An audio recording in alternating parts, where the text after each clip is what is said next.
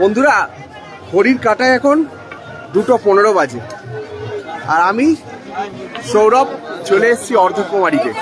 6 kilometre. এই যে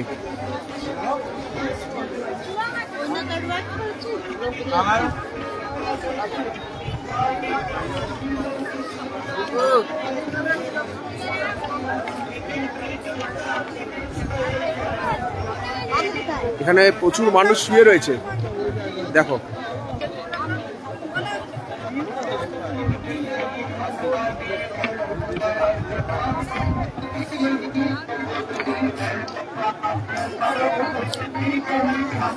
অবশেষে অর্ধকুমারী এসে পৌঁছালাম। এখনো 6 কিলোমিটার পথ বাকি আছে মাতা বৈষ্ণব দেবীর কাছে পৌঁছানোর জন্য।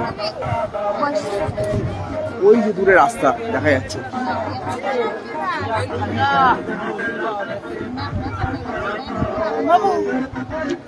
এখানে জুতো খুলে আমাদেরকে প্রবেশ করতে হবে।